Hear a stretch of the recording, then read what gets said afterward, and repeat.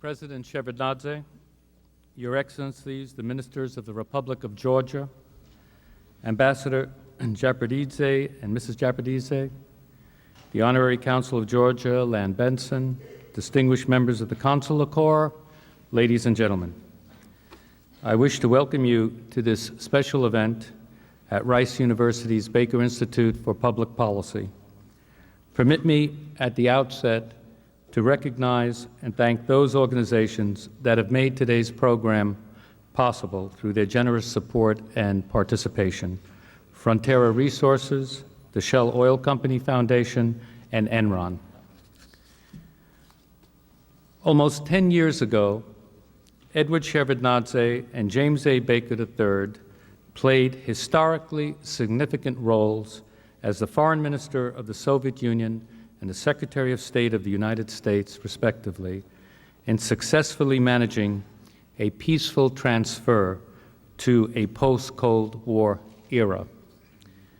That transition was made possible by the leadership of America's 41st President. Ladies and gentlemen, President George Bush.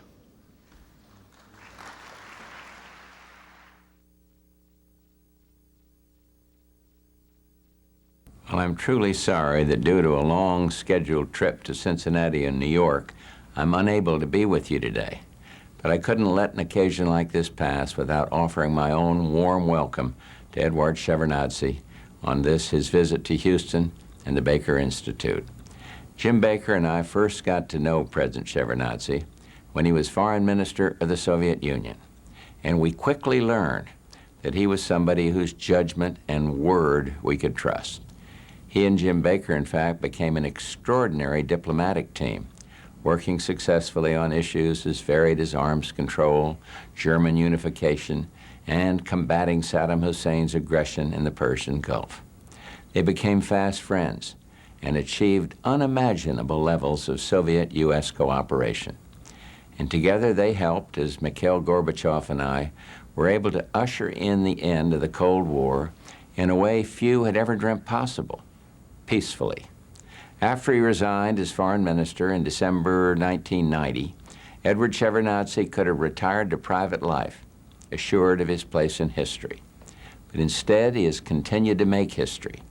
As president of Georgia, he has struggled to protect his country's independence, preserve its unity, and promote economic and political reform. His time as president has not been easy, either for him or for his country. In fact, it's been marked by extreme personal danger and grave national peril. But he and Georgia have prevailed, and they prevailed because of the qualities Jim Baker and I grew to admire so much when we were privileged to work with today's special guest: his integrity, his courage, and above all, his commitment to high principle. For all the uncertainties she continues to face, an independent and democratic Georgia today can look back with pride on the last 7 years. She can also look forward to the future with confidence and historic achievement that owes much to one individual, Edward Shevardnadze. Edward, welcome. Your presence does us all a truly great honor.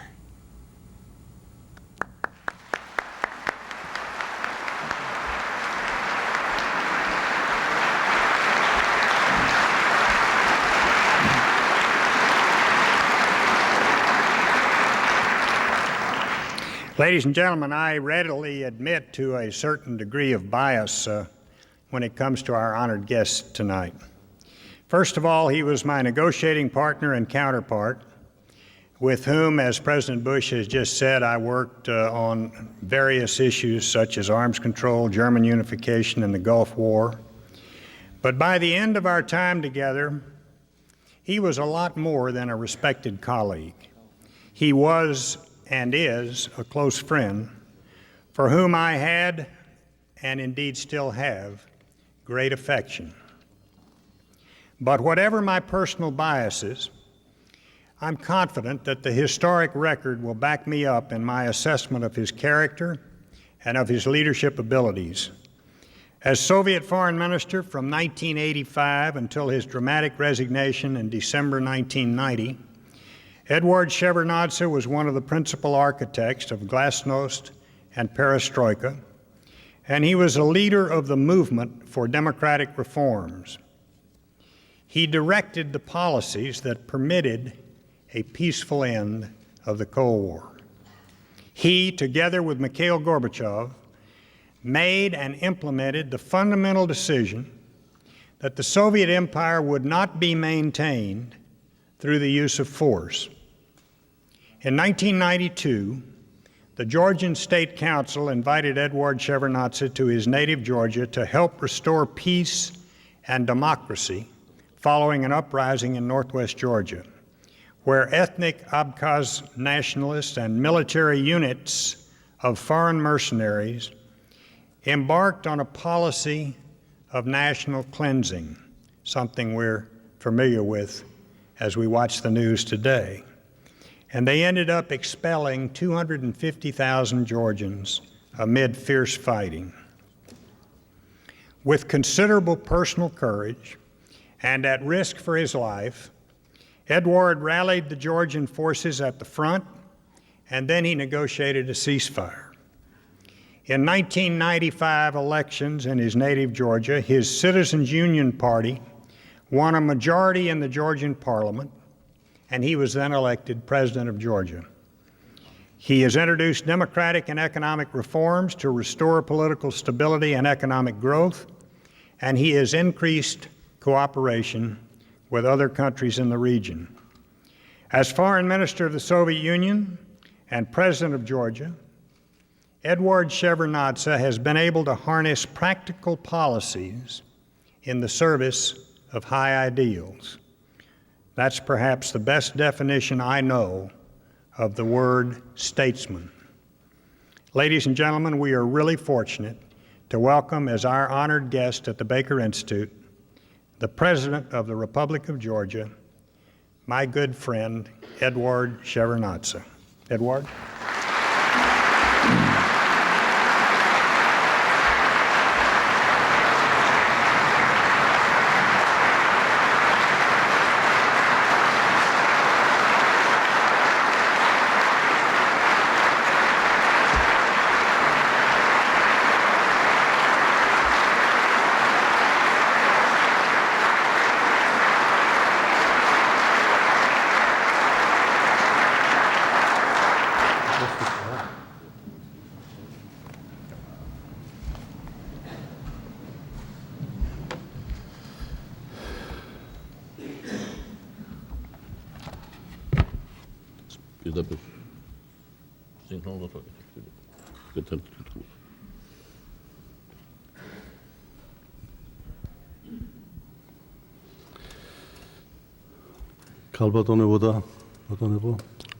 Ladies and gentlemen, well, I'll speak in a low voice, and Gela will speak, in a higher voice. So that will.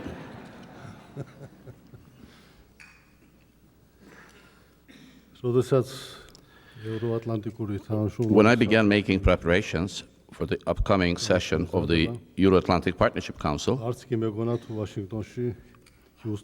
I did not think that I would be traveling to Washington via Houston, but I do not regret that. I have made my route a little longer. So many friends have been waiting for me in this city, with whom a most important period of my life and work is concerned and connected. Yesterday, a meeting was to take place here with President Clinton. Our relationships over the years have proven to be of vital importance for my country in this extremely difficult period of transition. Regrettably, the meeting was canceled due to the tragedy which occurred yesterday in Colorado. On behalf of the government of Georgia, I want to express my profound condolences to the people of the United States.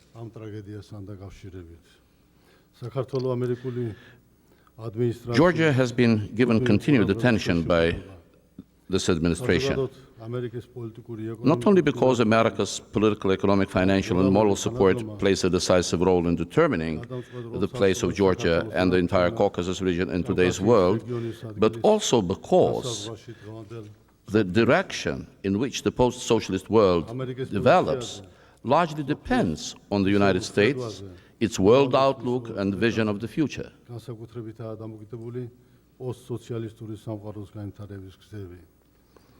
დიდად, ძალიან დიდად ვაფასებ გუშინდელ შეხვედრას პრეზიდენტ ბუშთან. Well, I appreciate very much my meeting with President Bush yesterday with Mrs. Bush. ბევრი რამ მოიგონეთ გუშინ წარსულიდან. We actually remembered a lot of things from the past, ბევრიც ვისაუბრეთ დღევანდელობაზე. and we also spoke about today, present times.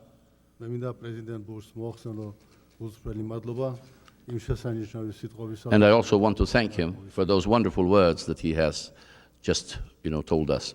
გუშინის მე მივიწვიე თბილისში. I also invited him to Tbilisi yesterday. ფიქრობ საშუალება მექნება აი ამ მისი გამოსვლის დემონსტრირება თბილისში მოვაწყოთ და ცოტა წავიტრაბახო. Well, I think we'll have an opportunity, to demonstrate all what he said in Tbilisi and to brag a little bit about it, to boast. მინდა თქვენთან ერთად მივესალმო და პატივ მივაგო. Together with you, I want to greet and express my profoundest regards to one person in this hall whose name is already entered into the annals of 20th century history. I'm grateful to God that during the difficult period at the end of the Cold War, I had the good fortune to work with a like-minded counterpart such as this man. I am referring to Secretary of State James Baker. Well,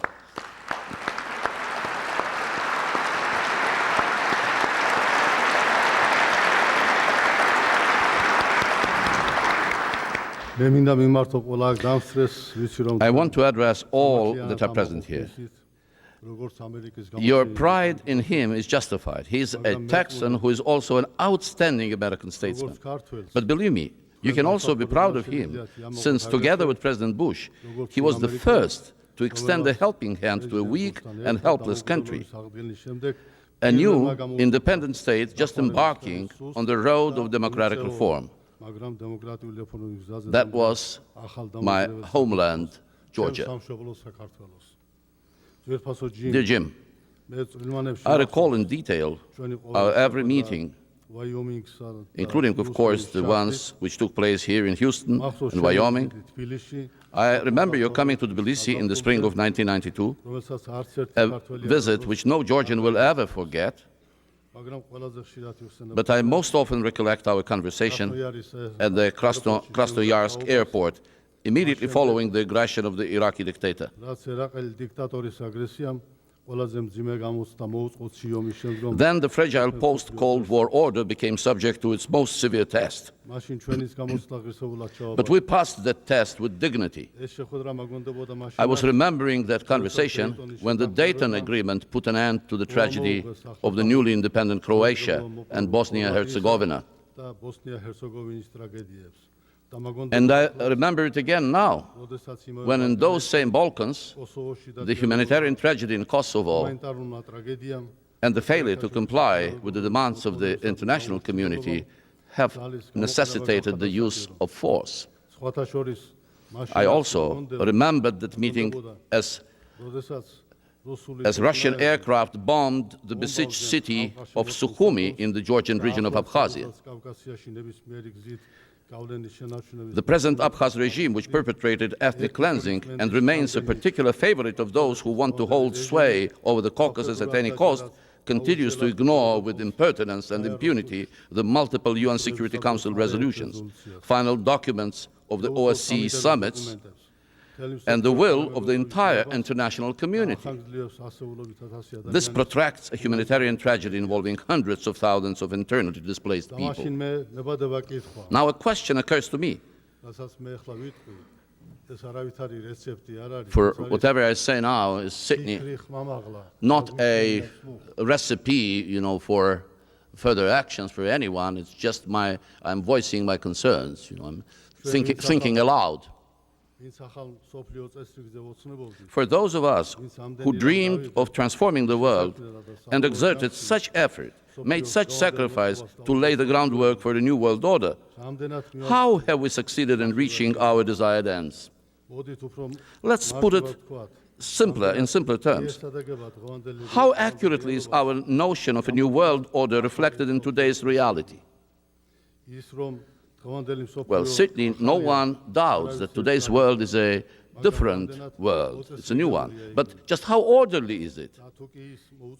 If the world is in a state of disorder, then at least two logical questions emerge. Who or what is at fault? And how must we repair the state of affairs? Permit me to consign the task of answering the first question to historians and political scientists, since I'm not sifting through past mistakes to find fault or assign blame. This is not my province. For an active politician, past errors are interesting inasmuch as understanding them can help him to avoid repeating the same mistakes. As for the second question, it is a fundamental problem of international relations. That is the absence of order in the modern world. It is obvious that the balance of the Cold War achieved on the basis of the fear of nuclear nightmare could hardly be considered stability.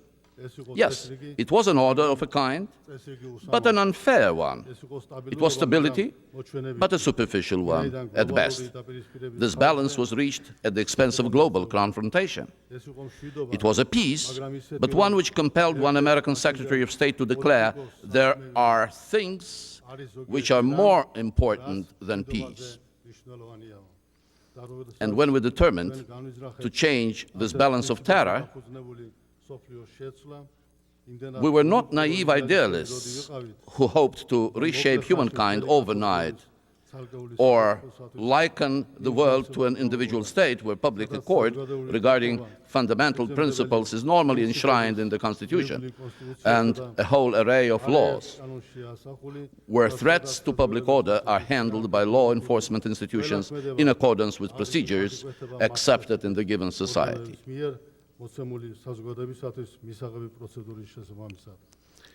We were well aware that due to cultural and historical diversity of the various peoples of the planet, achieving this in the near future would be an impossibility. We aimed rather at establishing a more just order than the existing one. An order based on free choice, a collective responsibility for the future, and consensus on at least a limited circle of the most essential issues. Now, I would like to share some of my thoughts on the road we have traveled toward reaching our goals thus far, and what things might prevent us from making the world's transformation irreversible. The developments in the Eurasian space concern every thinking person and must be watched closely. They are of particular concern to the United States, the world's most powerful nation, and to Georgia, a tiny but key country in the dynamically developing Caucasus region, whose vital interests are interwoven with the future of Europe and Asia. Unfortunately, despite the end of the Cold War, this future is not completely unclouded. However regrettable it may be, it must be stated that these clouds have gathered again owing to persisting ideological worldview differences with respect to a number of important issues. It is regrettable because we have already traveled this road once, when we said no to ideological confrontation on the eve of the Persian Gulf War, and demonstrated in practice that the Cold War was indeed history. But I am justified today, just as I was in December 1990, to declare that the threat of revanche is real. It endangers the single most important achievement to come out of the victory over the Cold War, the creation of a single ideological space based on a common humanistic worldview and an apolar world of sorts. A brief 10 years have passed since the defeat of bipolarity. მნიშვნელოვნად გაუმჯობესა საერთაშორისო This has already brought a significant improvement to the international environment. Despite this, however, the world is in a state of anarchy. Attempts to bring order, attempts which have been based on multilateral collective responsibility, have so far been insufficient to quell it. The necessity for order is becoming ever more obvious as the advancement of military technologies serves to sharply increase the threat to the very existence of humankind. If the ancient terrorist Brutus could only kill one Caesar, today the mind bloated with dubious political ambitions can inflict irreparable damage across the entire globe. The most important single trends today are globalization and mounting interdependence. These in turn presuppose an increased collective responsibility for the fate of humankind. It has become clear that most modern threats cannot be contained within national borders. They have adopted a global scale and character which no country can combat alone. Especially dangerous are those types of global threats that carry an element of violence. If only hardly visible today, there is a tendency for these violent forces to merge. They may ultimately turn nuclear and bring the world to the brink of catastrophe. It is a source of grave concern that the very organizations and fora considered most authoritative in pursuing global law and order seem to be helpless in the face of this trend.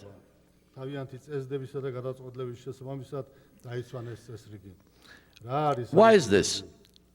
Why is it that sanctions against regimes who neglect the will of the international community, reached through great effort and compromise, nevertheless fail to assure the major powers are in fact prepared to go further than mere words, and take steps to forcibly compel?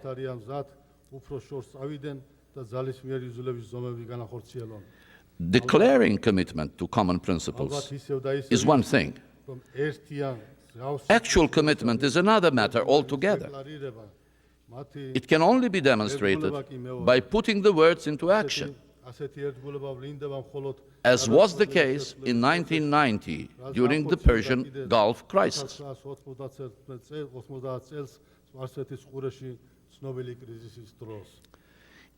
Recent events in Iraq, and particularly Yugoslavia, demonstrate that confrontation over basic principles on the international scene is still in place, although it has acquired a more latent form. True, it cannot compare with the openness of the Cold War confrontation, but it is no less alarming. Look at the Balkans today. This is where we ought to choose whether or not we will become resigned to the grave crimes, ethnic cleansing, ethnic killings, genocide, obstinate non-compliance with an indifference to the will of the international community, and the existence of hotbeds of potential and perpetual instability. One often hears that current NATO actions in the Balkans may in fact promote and encourage aggressive separatism. This is especially relevant to Georgia, since maintaining territorial integrity has been one of the biggest problems throughout my country's history. But let us look at this matter from a different angle. Does it make any difference who perpetrates mass violation of human rights? Whether it is a separatist movement, ostensibly acting on behalf of the region's majority, trying to fragment the state, a group of criminals acting on behalf of an allegedly oppressed minority, behind whom stand external forces obsessed with the desire to regain lost influence in the region, or whether this is done by a central authority who, for the sake of preserving territorial integrity, is prepared to trample fundamental rights of an entire people.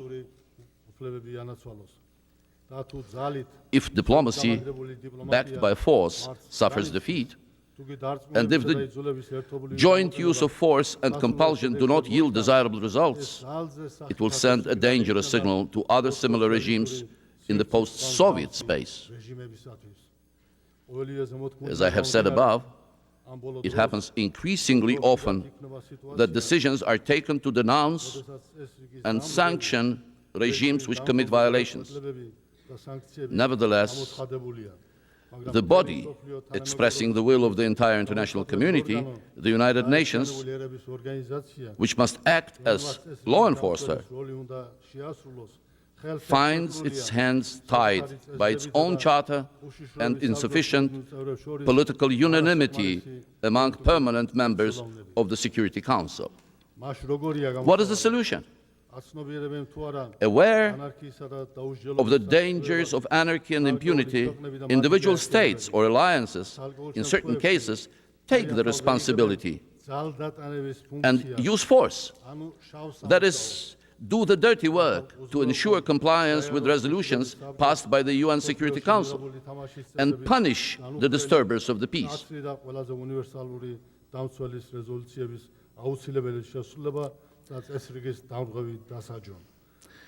No one has the moral right to reprimand those who do that work, the dirty work, least so those whose inaction has actually prompted the violator to new heights of impunity. Although, in this context, NATO's position toward Iraq and Yugoslavia should not be subject to any doubt.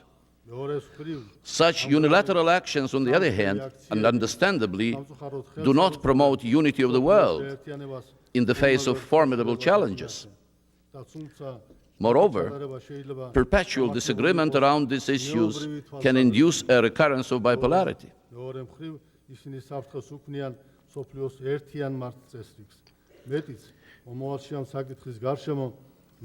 The responsibility for acts of enforcement must become a collective responsibility. That is, if not the entire world community, at least the UN Security Council permanent members must assume equal shares of responsibility and understand that global security is the ultimate consideration, and that even a slight compromise prompted by individual sympathies, antipathies, or even serious economic interests is wholly impermissible.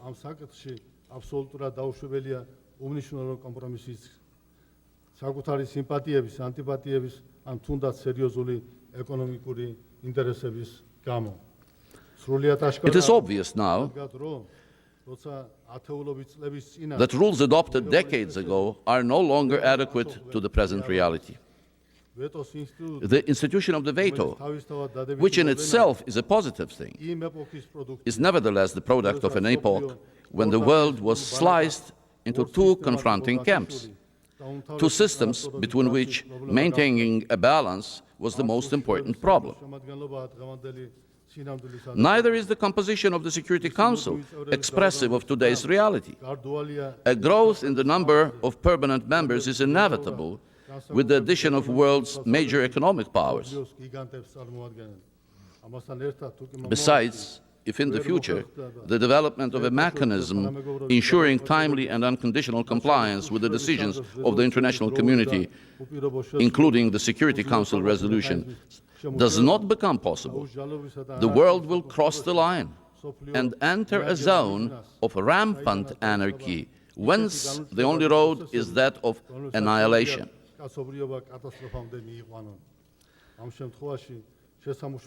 Thus, new mechanisms must be developed. The present mechanisms were developed for the bipolar world.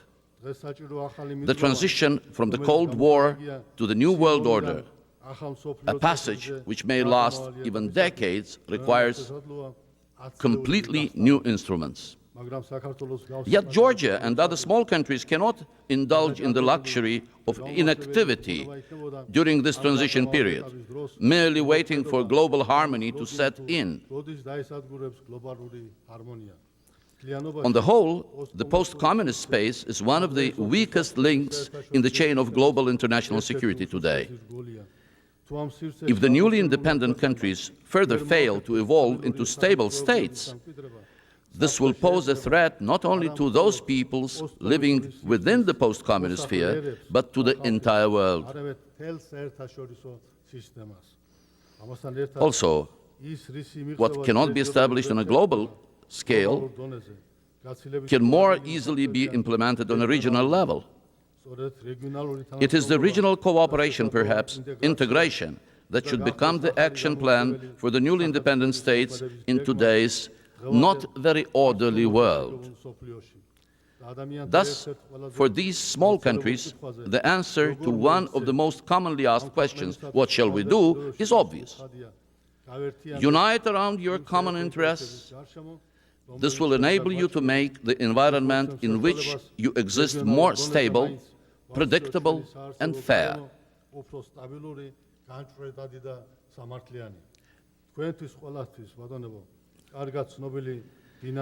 The dynamic processes that you may know about, the ones that attract growing international interest toward the Caspian and the Black Sea, are the product of such thinking. As in the case of any other enterprise, in the beginning was the word. In summer 1993, we visited Brussels. And let me add that this was the most difficult year in Georgia's modern history. I shared with the leaders of the European Commission some of my thoughts on a revitalized ancient Silk Road. As a matter of fact, the issue had attracted my attention much earlier, as early as 1990, when, as foreign minister of the Soviet Union, I stopped in Vladivostok on my way to Japan and mentioned the idea in my remarks. Later, we had discussed the viability of a new Great Silk Road in Brussels on many occasions. The Europeans, well-versed in overcoming difficulties with perseverance, were not scared off. But if in those years any region of the vast Eurasian space was singularly unfit for the implementation of a transport and communications project connecting Europe and Asia, it was probably the Caucasus, then engulfed in wars and strife. Still, we decided that the mutuality of interests does create a mutuality of responsibility. The EU-sponsored Trasica project was born, which is Transport Corridor Europe-Caucasus Asia. The transport of Kazakh and Azeri oil through Georgia, Turkey, Russia, Bulgaria, Romania, and Ukraine, two ferry links between the east and west coast of the Black Sea came into operation, and the turnover of goods has significantly increased. The Trans-Caspian gas project issued from this will provide Turkmen gas via Azerbaijan and Georgia to Turkey.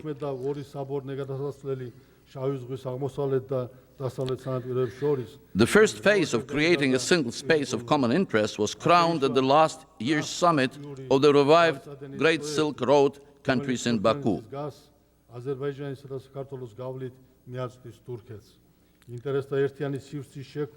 where 14 heads of state signed the Baku Declaration.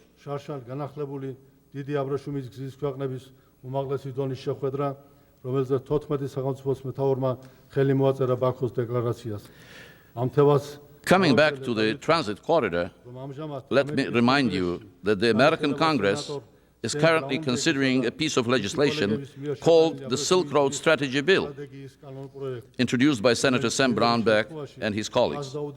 If passed, it will help nations in the region to consolidate their independence and enhance their economic growth. The example of today's United Europe demonstrates that such a convergence of economic interests will eventually lead to a convergence of political interests. As an example, Guam, the alliance of Georgia, Ukraine, Azerbaijan, and Moldova, has already one voice at international organizations and fora. Military cooperation started recently as a joint exercise for protection of transit communications. It was held in Georgia with Georgian, Ukrainian, and Azeri units participating. The world's leading nations and international organizations are becoming increasingly aware that the nature and scale of security problems of the newly independent states pose a threat to international peace and security, since it is precisely the post-Soviet states that are most vulnerable to the foregoing problems. These states have emerged in a special historical period.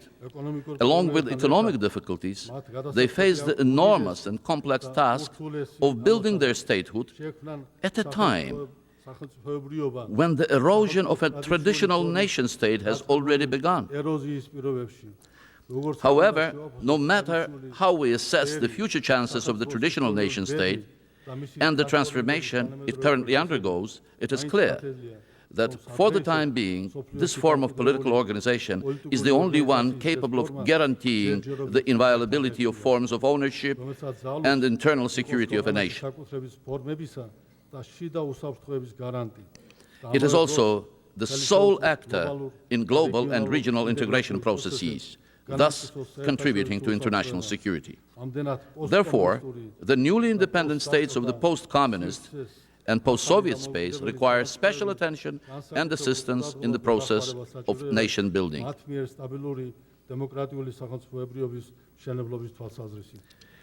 We therefore deem it necessary that efforts of the post-communist countries to build modern democratic societies should be given special consideration by the international community. It is in the post-communist space that the principles of international law should be most effectively enforced, while the accepted norms and rules of conduct be strictly observed. Not only will this help avert the collapse of the new sovereign states in the region, but it will also prevent a formation of a vast, factless, unstable, and conflictogenic belt. Such steps are being taken. It encourages and inspires us with hope that our vision of the world's future architecture essentially does not differ from the way you, Jim, and I imagined it at the end of the last decade. Only the road has been far thornier and longer than we had originally anticipated. But we will walk the whole of it, just as we did at the end of the Cold War. The only difference is that you have many more allies today who share America's aspirations toward freedom and democracy. One of them is my homeland, Georgia. Thank you.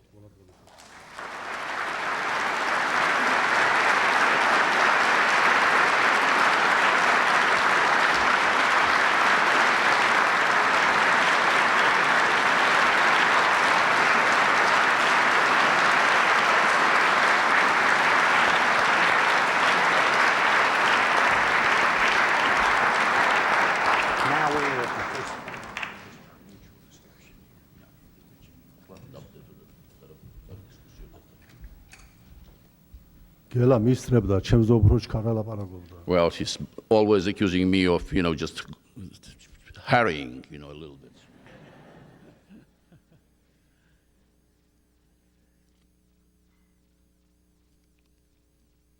Ladies and gentlemen, we now come to a special part of our program.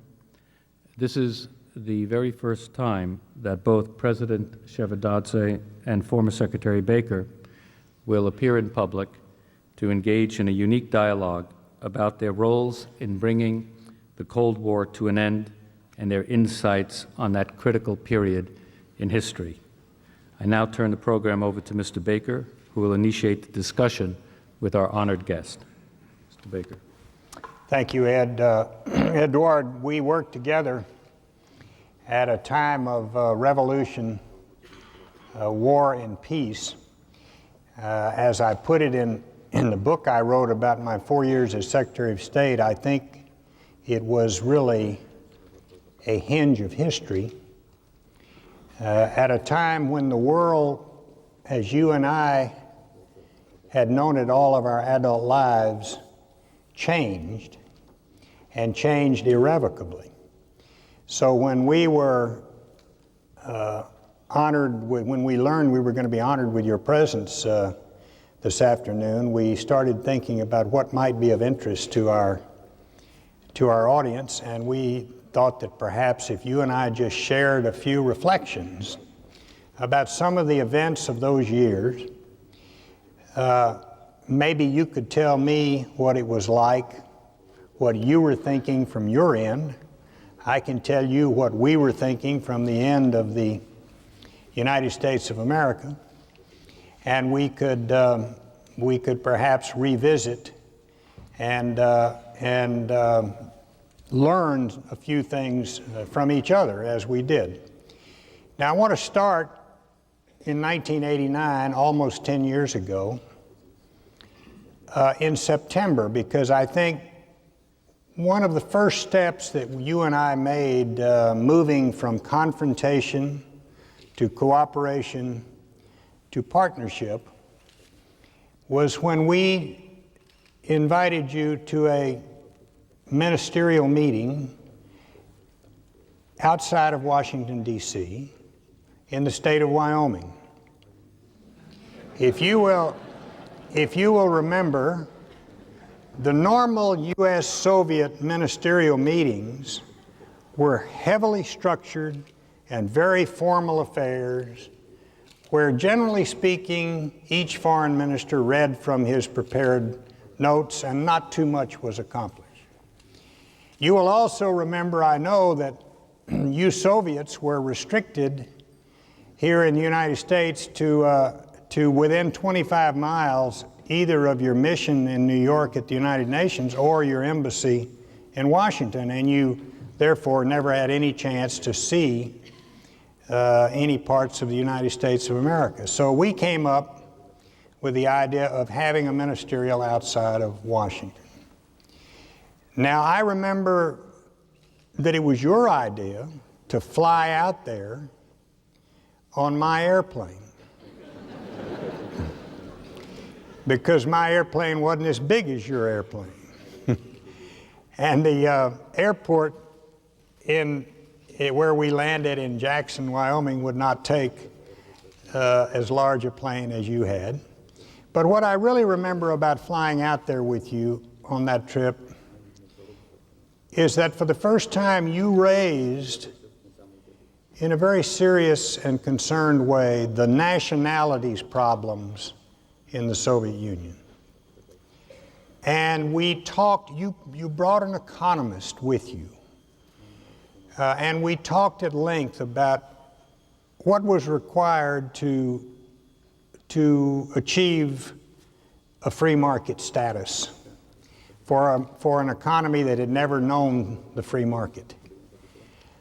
And we went out there and we had a 3-day ministerial.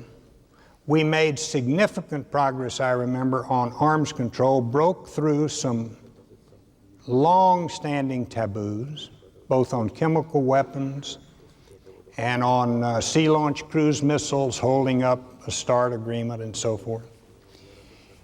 But most of all, I remember that the tone of the meetings and the environment was so far different than what we had experienced in our formal get-togethers in capitals. And I'm quite confident that that was the beginning of the rather extraordinary progress we were able to make in helping move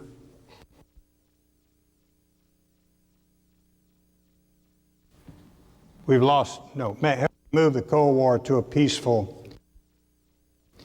And I remember the last night of that ministerial, we had a dinner and we exchanged gifts. I remember giving you a pair of cowboy boots because after all we were in Wyoming. But you gave me something far more meaningful and far more dramatic as far as we were concerned, because you presented me with a Russian enamel picture of Jesus teaching the people. And in doing so, you said, "You see, even we communists are changing our worldview." that was, I think, a very, very profound circumstance and incident. And therefore, I look at September 1985 and that ministerial out there in Jackson Hole, Wyoming, as the beginning of a lot of good things. And I would be, and I know our audience would be pleased to have your recollections of those events.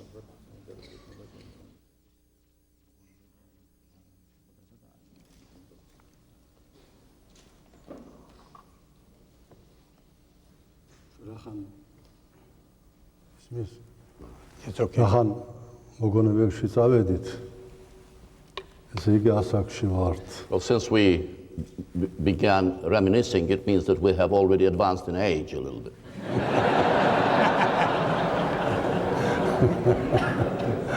Well, we have. Yes, we have.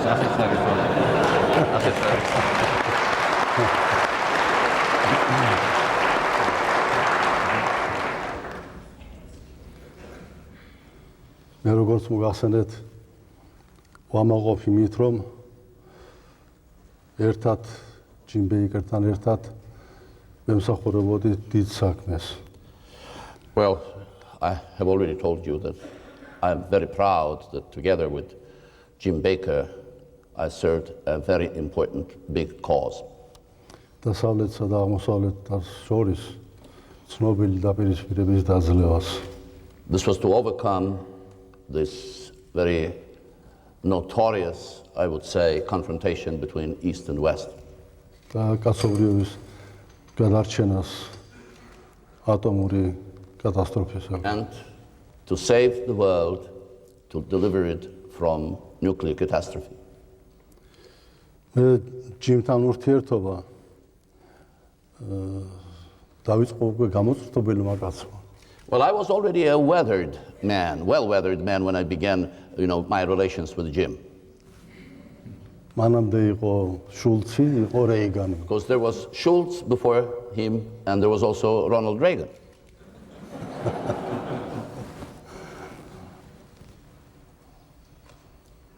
მაგრამ სასიხარულო ის არის, რომ ჯიმ ბეიკერიც აბსოლუტურად მზად იყო დიდი დიალოგისათვის. But what is particularly important is that Jim Baker was fully prepared for big dialogue. მე მინდა ხაზი გავუსვა. დიდ პოლიტიკაში, ძალიან დიდ პოლიტიკაში ადამიანური ურთიერთობის ფაქტორის მნიშვნელობა. I want to underscore one thing, and this is in big-time politics, the significance of human factor.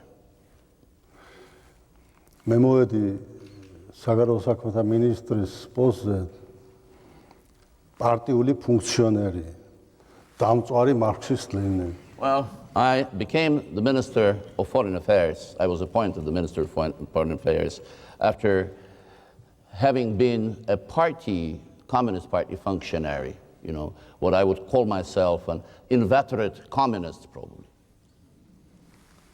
და დარწმუნებული ვიყავი, რომ ბოროტების სადავე და სათავე აი აქ არის სწორედ And I was absolutely sure that the seedbed of wickedness and evil was here.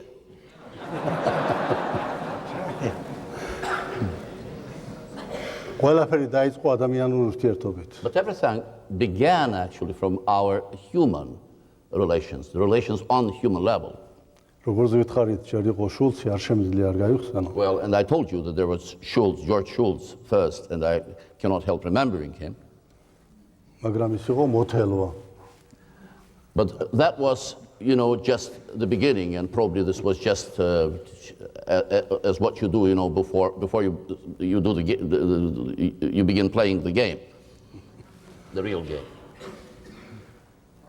რაც შეეხება ჯიმ ბეიკერთან, ჩვენ არ დავჭირებია რაღაც განსაკუთრებული ეტაპი გაგვევლო იმისთვის, რომ ერთმანეთისთვის გავგვეგო. But as for Jim Baker, we didn't have really to go through a lot to understand one another well. I mean, it didn't take us any time. და იცით რაშია საქმე? ჩვენ ორთავე დავწმუნდით იმაში, რომ მანამ სანამ არსებობს ჩვენ პლანეტაზე იდეოლოგიური დაპირისპირება და კომუნისტების მიერ მოგონილი პრინციპი, კლასობრივი ბრძოლის პრინციპი, ლაპარაკი ზედმეტია იმ დაპირისპირების დაძლევაზე, რაზეც მე მოგახსენებდით. But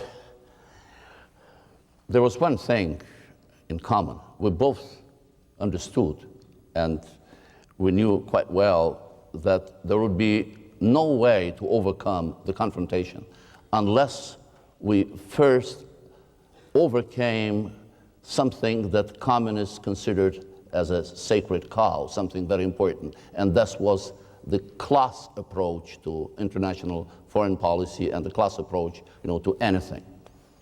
ჯიმ ბეიკერთან, სხვა კოლეგებთან ურთიერთობამ მე დამარწმუნა, რომ ეს მოგონილი დაპირისპირებაა.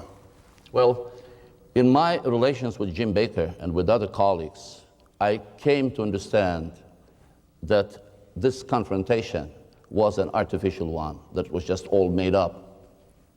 და მე მსოფლიოს გასაგონად განვაცხადე მაშინ, რომ უნდა გათავისუფლდეს სახელმწიფოთა შორის ურთიერთობა ყოველგვარი იდეოლოგიური ნაშრომებისაგან და კლასობრივი ბრძოლის პრინციპებისაგან. And I declared publicly, I declared to the whole world actually, that the relationships between states must necessarily be freed from all those class approaches.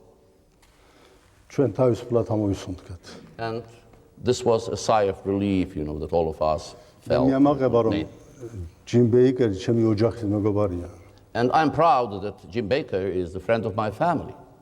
ჯერ არ ყოფილა შემთხვევა მოსკოვში ჩამოსულიყოს, როცა მე მოსკოვში ცხოვრობდი და ჩემ სახლში არ მოსულიყოს. There was never a case when Jim Baker came to Moscow that he shouldn't visit me. He would always come to my home when I lived in Moscow. და ჩვენ შესანიშნავად ვატარებდით დროს. We were having a very good time, I'll tell you. ცოტა ქართულ ღვინოსაც ვსვამდით. Also, we did take some Georgian wine. I thought my recollection is it was Georgian vodka.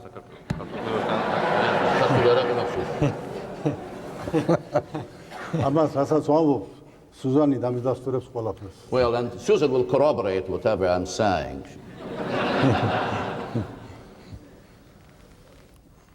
მე შემიძლია გავიხსენო რამდენიმე ძალიან საინტერესო შეხვედრა.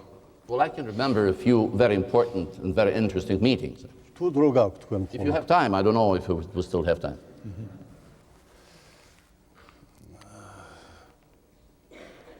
მე მინდა გავიხსენო შეხვედრა მალტაზე.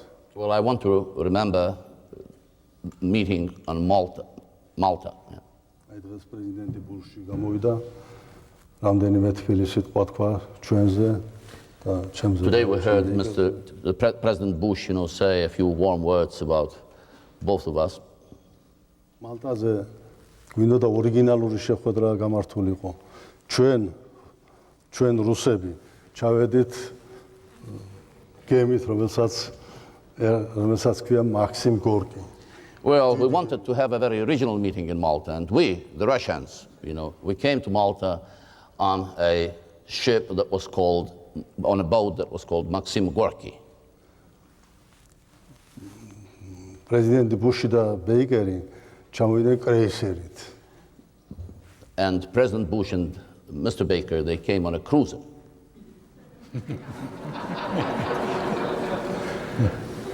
A guided missile cruiser.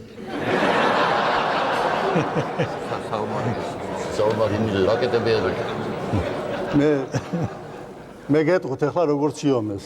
Well, I'll tell you how the battle actually proceeded, and how. იყო საშინელი ღელვა. Yeah, there was a huge storm, a very powerful storm. და ჩვენ დიდი gemi იყო და And ours was a big ship. აი იქიდან უთვალთვალებით როგორ ჩამოდიან კრეისერიდან. And we were watching, them descend from the cruiser. 10 ჯერ მაინც ჩადეს ჩამოსვლა და ვერ Well, they ჩამოვიდა. tried 10 times, but they were unable to. მე როგორც იქნა მოაღწიეს ჩვენამდე. Finally, they reached us somehow.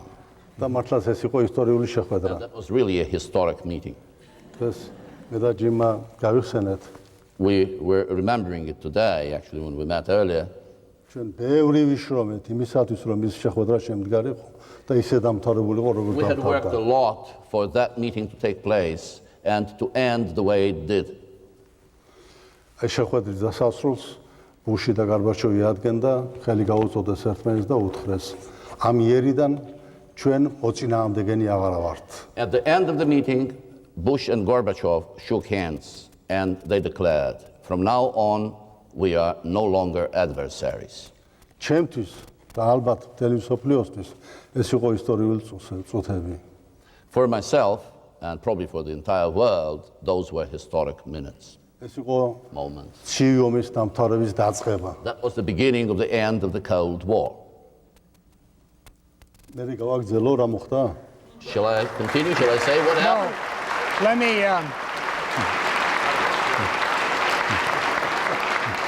No, I didn't. I simply didn't want to interrupt you, but there is something that I want to say. First of all, I agree with that last comment. That was a very important meeting. I remember a number of meetings with you, Edward, where you told me on any number of occasions, we will not use force to keep the Soviet empire together. When we first started out, I have to tell you that President Bush and I and other policymakers in the United States were very skeptical. But it was after the Wyoming ministerial, after the Malta meeting, where we concluded that we could trust what you said and what your colleagues said. There had, of course, as you recall, been an unfortunate experience here in the United States with trusting the Soviet Union in terms of Afghanistan. And we were therefore somewhat leery of being too quick to come to that conclusion. But we came to that conclusion, and it turned out to be absolutely the correct conclusion. There is, I think, an even more important meeting that I would like to allude to, and perhaps you will comment on. And that's the meeting on August 3rd, 1990, in the Vnukovo airport in Moscow.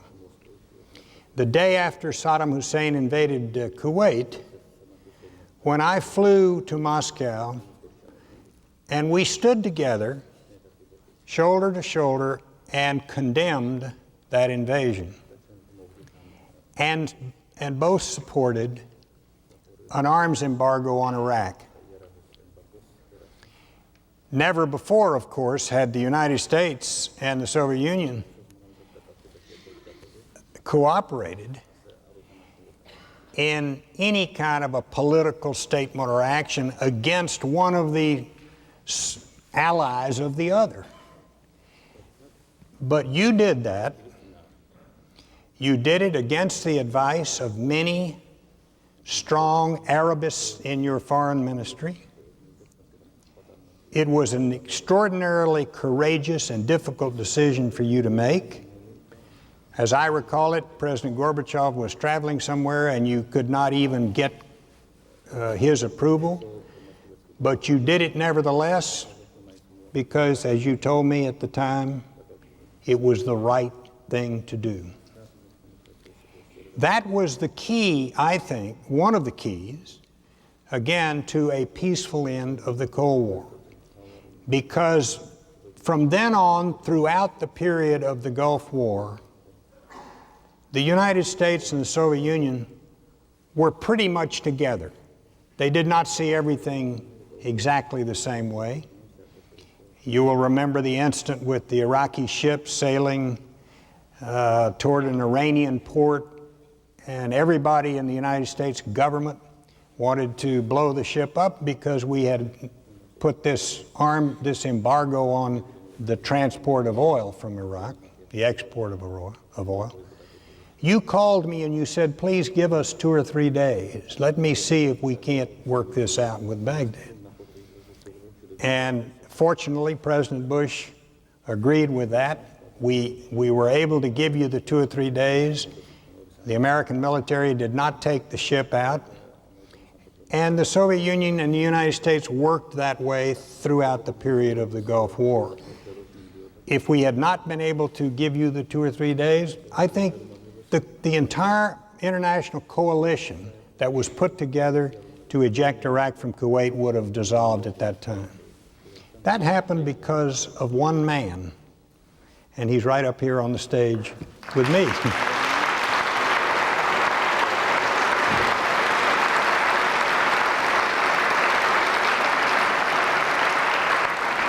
And there's just one final comment I want to make about this cooperation during the Gulf War. When I went to Moscow and told Edward that we had concluded that a land war was required, that a war was required, air first, land later, he was quite concerned. He wanted to make sure that we knew what we were doing.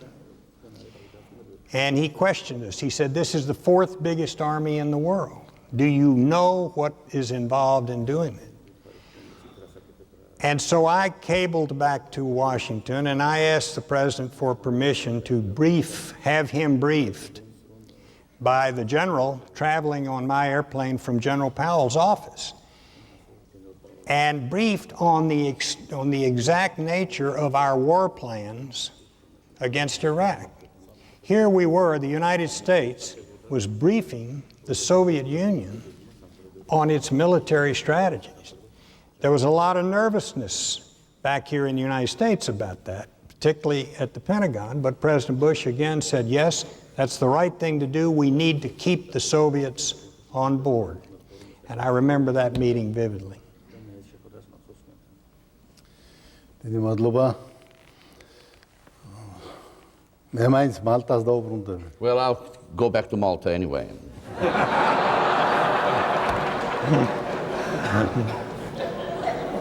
როცა საბჭოთა ხომალდზე დამთავრდა მოლაპარაკება, When the negotiations were over, on board the Soviet boat ship, სტუმრები კრეისერზე უნდა დაბრუნდნენ. well, the guests were to return to their cruiser. ღელვა კიდევ უფრო The storm became even worse. გახსოვთ ეს. You remember that? Oh, very well. მაინც გაცურეს, მაგრამ კრეისერზე ვერ ავიდა. Well, they did sail towards the cruiser, but they were unable to embark on it, just to get on board. პრეზიდენტმა ბუშმა ცოტა არ იყოს ფეხით დაიზიანა. President Bush even had, some slight injury. I don't know, he injured his foot. მერე მოვიდნენ, მობრუნდნენ უკან და They returned, ითხოვეს ჩვენ გემზე პოლიტიკური თავშესაფარი. and they asked for political asylum on our boat. That's right. That's true. We did too.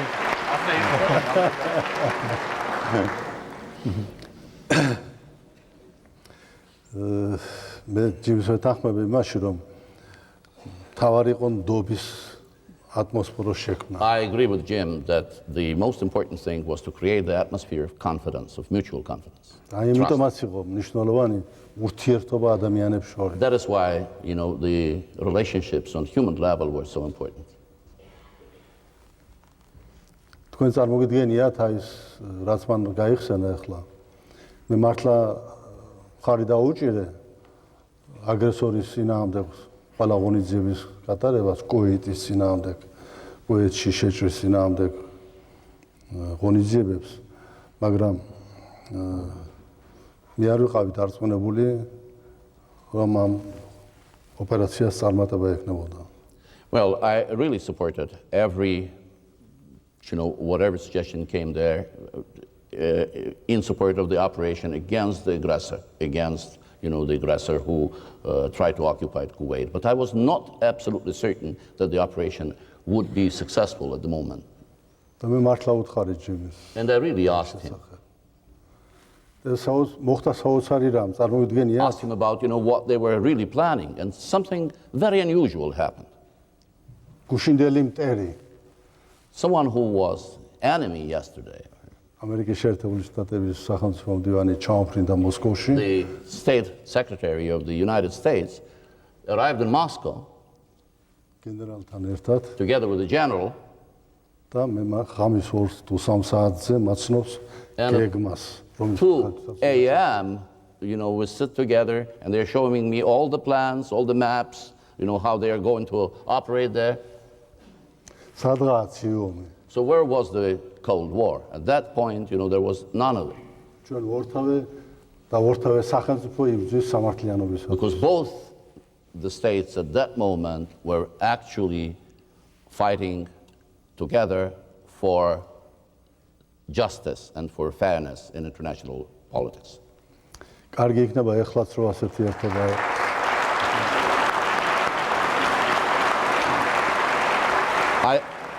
And I wish we could have in the world the same sort of unanimity today.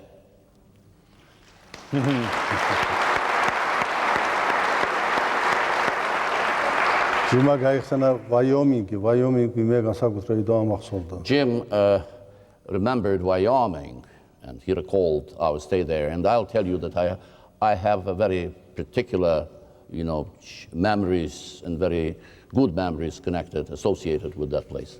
ეს მისი გამოგონება იყო ვაიომინგში შევხვდეთ კარგი ბუნება, შესანიშნავი It was კარგი his ჰაერია. idea, to meet in Wyoming where the scenic beauty was fantastic and, და მართლა სერიოზული საკითხები განვიხილეთ. And really, we discussed some very serious matters. ქიმიური იარაღთან დაკავშირებით Those chemical weapons, და ბევრი სხვა საკითხები. many others. და თუ მალტაზე ითქვა იმის შესახებ, რომ ჩვენ მოწინააღმდეგენი არა ვართ, So if in Malta, we came to the conclusion that we were no longer adversaries. ვაიომინგში In Wyoming, მოლაპარაკების დამთავრების შემდეგ at the end of our negotiations, ჩვენ ხელი ჩამოვართვით ერთმანეთს, გადავხვიეთ we actually embraced. და უთხარით, რომ Hugged one another. ამიერიდან ჩვენი ორი სახელმწიფო We said, from პარტნიორია. now on, our two states are partners. ეს უკვე დიდი განაცხადება. And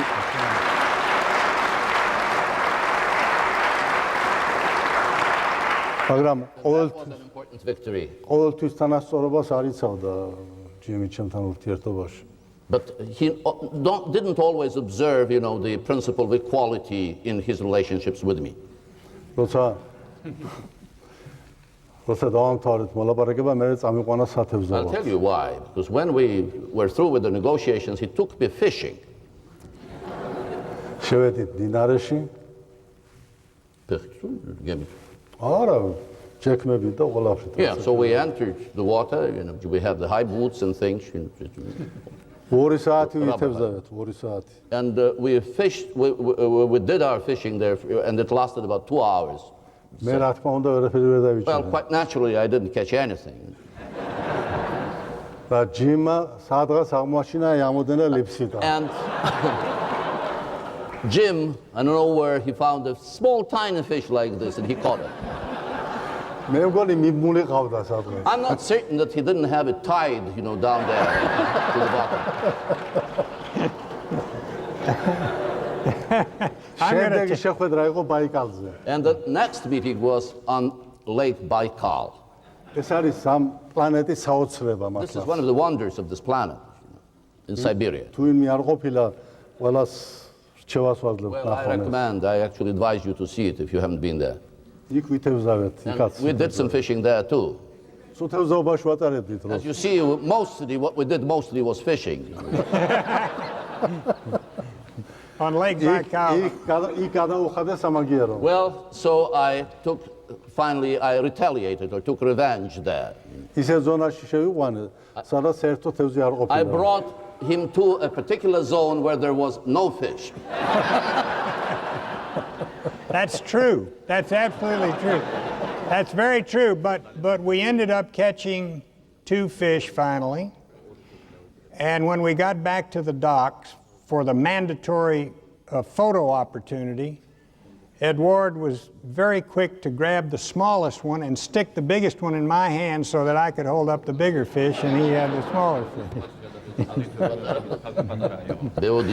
სპეცი დაჭერილი იყო ეს ორი თევზი. Well, but those 2 fish were caught by someone else. It worked. Let's talk for a moment about the problems involved in German unification, which I think are really would be of interest to our audience. And the difficult problem this represented for the Soviet Union, given history, the history of 2 world wars, the particular problem I'm sure it presented for you, given the loss of a family member in one of those wars. And Germany was going to unify, but of course the big issue we were dealing with was whether it would unify as a member of the North Atlantic Treaty Organization or in some other way. Maybe you could share some of your reflections on that with our audience.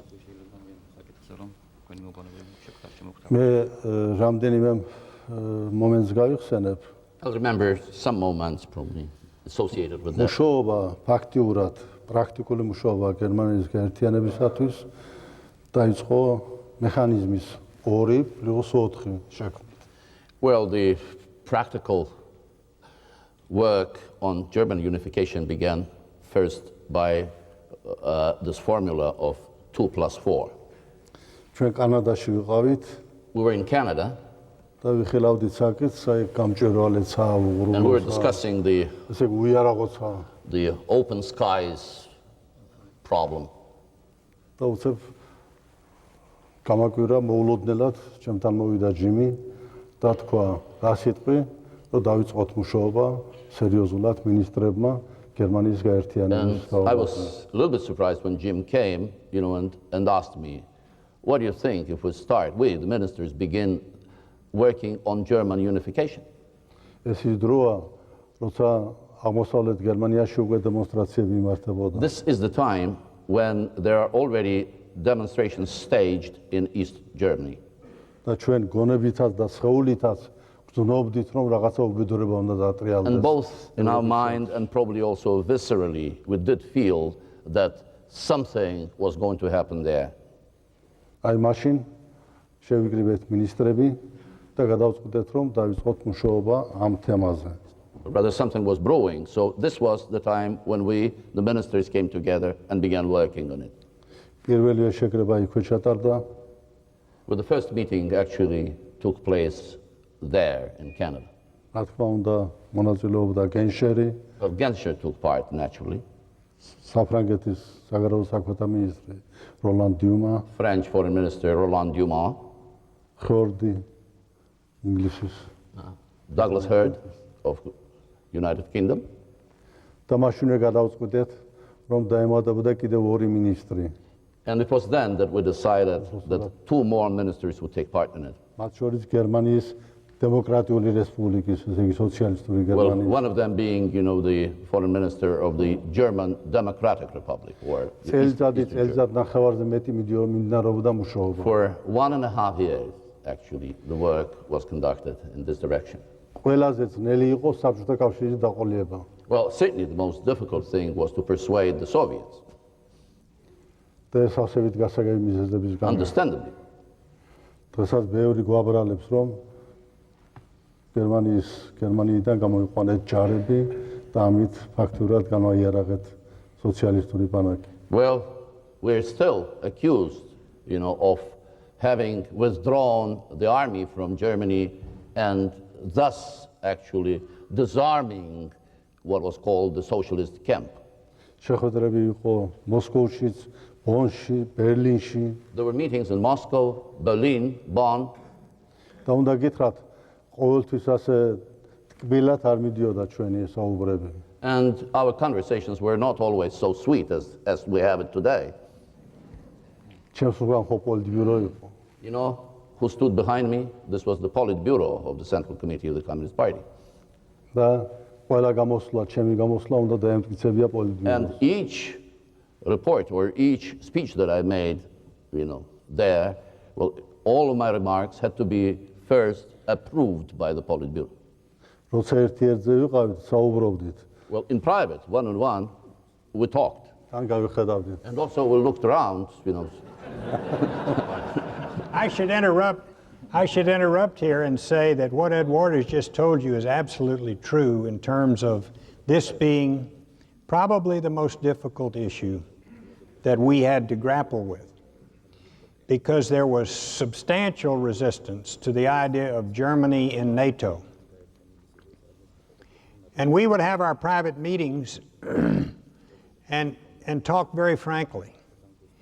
And the Edward Shevardnadze that I would see in a private meeting, or Genscher would see, or Dumas would see, or Douglas Hurd would see, was not the Edward Shevardnadze we'd see when we got everybody around the table, because there were people looking over his shoulder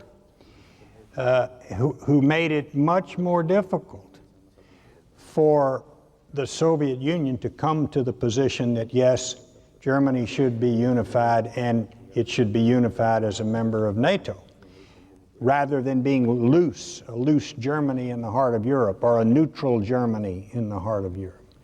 And this was an exceedingly difficult brief for the foreign minister of the Soviet Union at that time. And I remember that very, very well.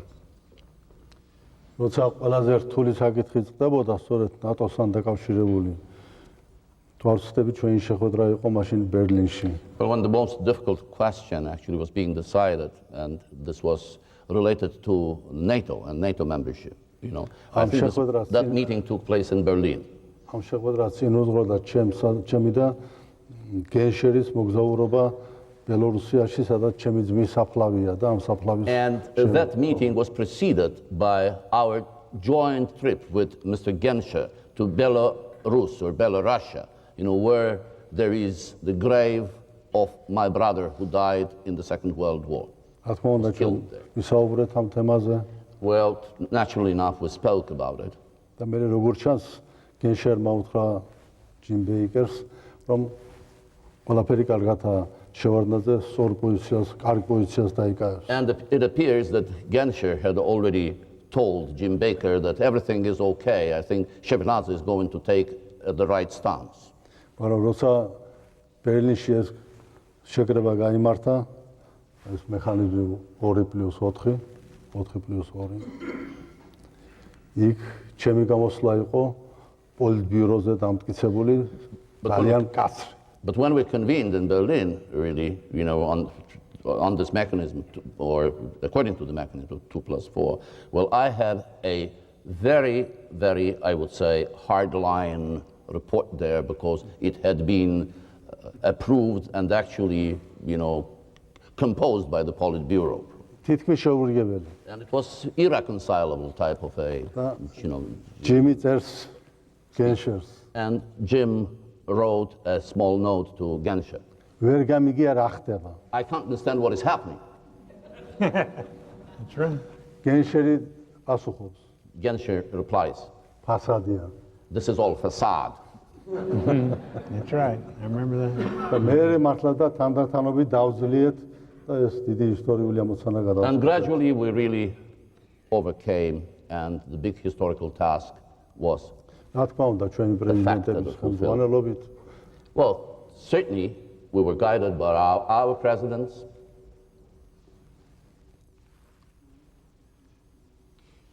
When Edward Shevardnadze returned to Georgia, Georgia was a country in great distress, and there was a lot of civil unrest at the time. He returned at the request of his countrymen. He didn't have to do this, as I think President Bush mentioned in his videotape. But he went into a very, very dangerous situation. He has been the subject of several assassination attempts. He had been there for 2 months when he called me as a friend. I was still Secretary of State. It was, I think, in June of 1992, maybe a little earlier, in May of 1992. And he called me and he said it would mean so much to me and to the future of this small republic if you had an opportunity to stop by here on your next visit into the region or to Europe, I can't remember. And I went by. And I spent one evening, I think, in Tbilisi, if my memory serves me correctly. I was put up at a guest house which used to be the dacha of Lavrentiy Beria, who was head of the KGB in the Soviet Union and one of the most vicious, I should say, probably. I don't know whether Edward would confirm that or not, but anyway, he was a pretty tough head of the KGB, and here I was staying in his dacha, and at night listening to gunshots all around the city, because the city really, I mean, Georgia was still subject to a great deal of unrest, but it didn't worry Edward. And he would come in the evening or in the morning, and always in a happy mood, and the next day he said, we're going to go down, I'm going to show you some parts of Tbilisi. And we went downtown, and there was a huge rally underway. And it was, I suppose, a political rally. Maybe it was his party, but in any event, there was a stage, there were some speakers. And he said it would really be good if we could just walk through the crowd here and say hello to one or two people. And so I was in no position to say, no, I'm too afraid to do that. So we got out of the car and we started into the crowd, and my security detail was apoplectic, absolutely. But that didn't stop him, and he pushed forward all the way up to a platform where some people were giving speeches, and he said, let's get up here and just say a word or two to the crowd. And we got up there and we said a word or two, and I must tell you that our security was really, really not too happy about that. But I remember with affection and warmth that visit to Georgia. მე ვიცი რომ მოვიდა Well, I უკვე. know that it's time already, for us to stop. აი ეს ჩამოსვლა, But ჯიმ that ბეიკერის visit- ჩამოსვლა თბილისში When Jim Baker came to Tbilisi, საქართველოსთვის ისტორიული მნიშვნელობისაა. had historic significance for Georgia. ეს ნიშნავდა შემოbrunებას. ესე იგი, უპატრონოთ აღარ არის ქვეყანა, უმეგობროთ არ არის. So that meant that the country has friends. და მართლაც მაშინ გავაკეთე ისეთი რამ, რაც არ შეიძლება აპატიოს სახელმწიფოს მეთაურს. And I really did something that, was inadmissible. At least, the head of state should not do things like that.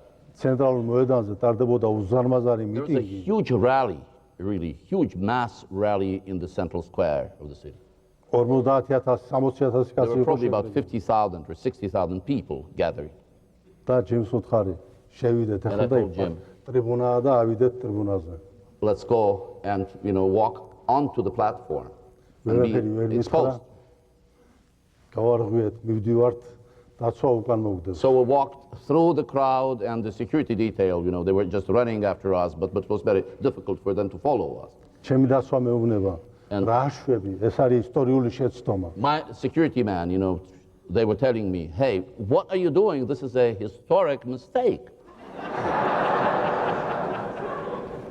მე დაცვას უთხარი. თქვენ მიხედეთ ბეიკერის დაცვას და ბეიკერს მე მივხედავ. Well, what I told them was, you take care of Baker's security people. I will take care of Baker.